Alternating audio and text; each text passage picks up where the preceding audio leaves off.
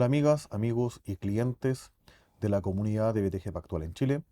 Les damos la bienvenida a nuestra revisión semanal de los mercados. Como es tradición, partamos evaluando, revisando lo que fue la semana pasada en las principales macroclases de activos, donde en términos de data económica, lo más relevante fue el dato de inflación en Estados Unidos que sorprende negativamente al mercado. Vamos a revisar más adelante el detalle. Y adicionalmente, dos economías que entran en recesión técnica, como fue el Reino Unido y también Japón, sorprendiendo negativamente a los mercados. En términos de rentabilidad, vemos que las acciones globales de todos modos muestran un rendimiento positivo de 0,35%. La renta fija global, los commodities y las monedas emergentes contra el dólar muestran caídas. Destaca durante la semana, como pueden apreciar en el panel superior, en la parte derecha en gris, el desempeño de nuestra bolsa local, el IPSA, 5% positivo, una bolsa que se había mostrado rezagada durante el año, que adicionalmente si agregamos la depreciación del peso durante el año también, se ve bastante negativa durante el 2024. Así que acá hay algo de puesta al día, recuperando parte del terreno perdido y avanza 5%, se mantiene aún muy castigada en términos de múltiplos bajo 10 veces utilidad. Así que nosotros consideramos que aún hay espacio para mayor rentabilidad durante el año.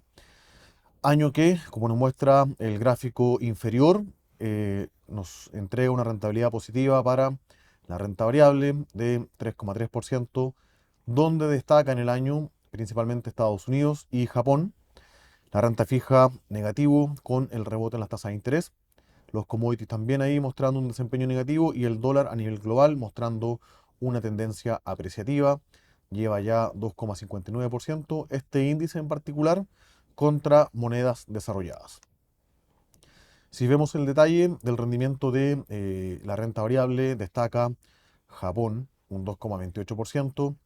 Este dato negativo de crecimiento del PIB en el cuarto trimestre, que extiende la caída del tercero, y se define como recesión técnica, llevaría eventualmente al Banco Central a empujar hacia más adelante cualquier cambio en su estancia de política monetaria.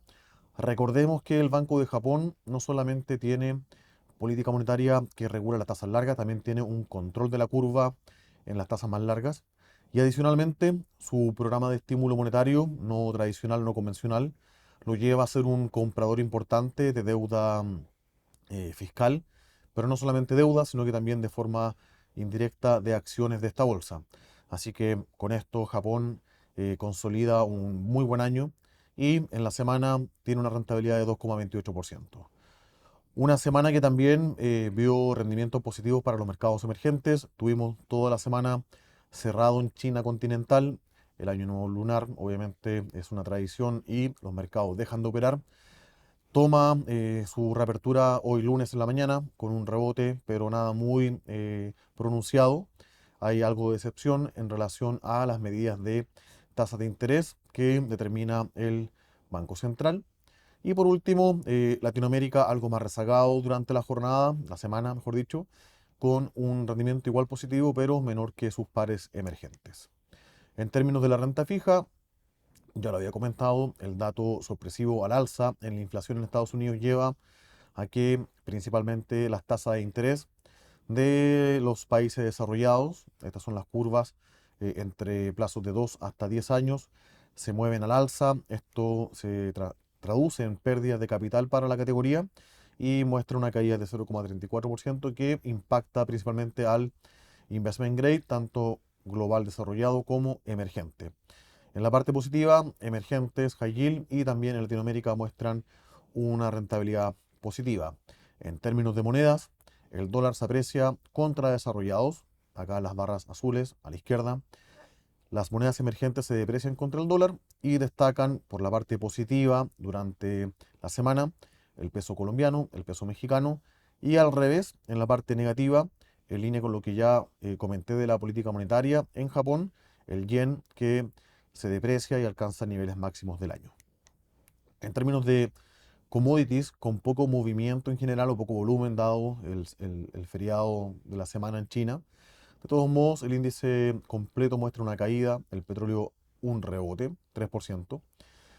También tenemos la plata y el cobre mostrando un buen rendimiento, mientras que los commodities de agricultura transan a la baja, al igual que el gas natural que extiende sus pérdidas del último mes. En relación a las noticias de la semana, la primera, la inflación en Estados Unidos, el dato sorprende al alza las estimaciones del mercado, como pueden ver acá a la izquierda, 0,3% fue el dato final en enero, esta es la medición mensual, el mercado esperaba 0,2%, cuando sacamos las partidas volátiles, esto es alimento y combustible, el dato fue de 0,4%, perdón, y el mercado esperaba 0,3%. Abajo aparece el cuadro con el detalle.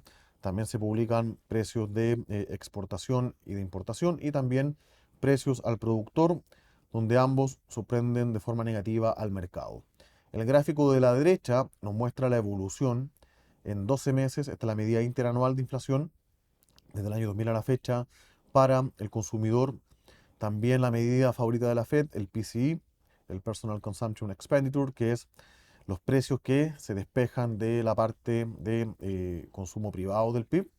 Y en gris, desde el año 2009 a la fecha, la inflación al productor, que es la que está más abajo, un 1,95 y muestra un rebote en la semana. La dirección, la convergencia sigue siendo a la baja, eventualmente vamos a tener sobresaltos.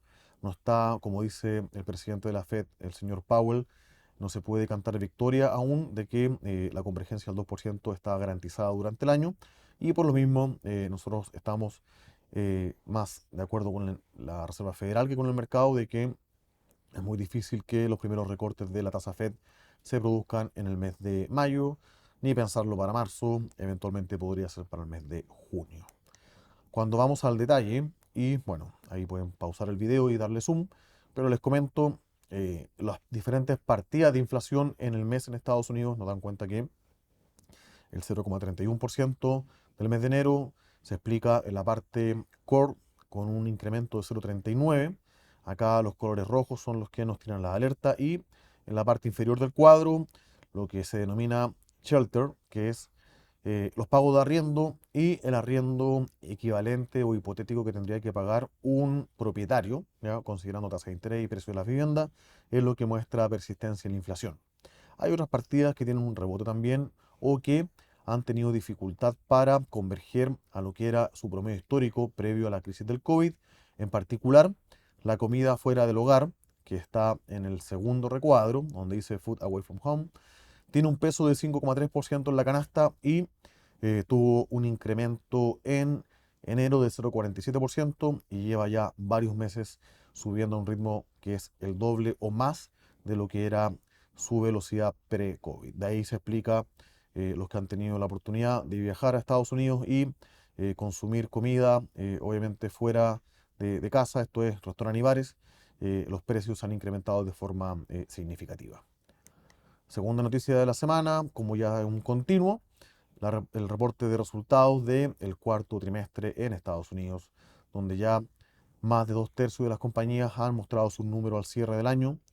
Y a la fecha, como pueden ver en el recuadro del medio, tenemos una sorpresa positiva de 8%. Esto se traduce sorpresa en utilidad por acción. Esto equivale a un crecimiento de 5% si comparamos el cuarto trimestre del 2023 versus el 2022.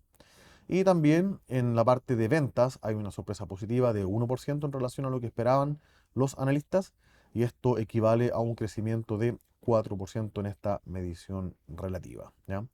Cuando uno saca el sector financiero y de real estate, se mantiene la conclusión de crecimiento y sorpresa positiva. Cuando se incluye el sector financiero y real estate, pero se saca energía, la conclusión también es similar. Así que esto es generalizado.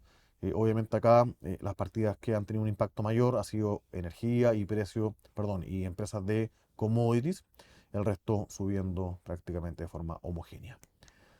Para esta semana tendremos, bueno, vuelve China a la comilla normalidad, hay publicación de tasas que son referencias para operaciones inmobiliarias, la tasa 1 año, la tasa 5 años, el mercado espera que se recorten entre 10 y 5 puntos base, mañana no hay datos relevantes, la confianza del consumidor en la eurozona, el día miércoles, el jueves, el PMI de manufactura en esa región, el CPI también.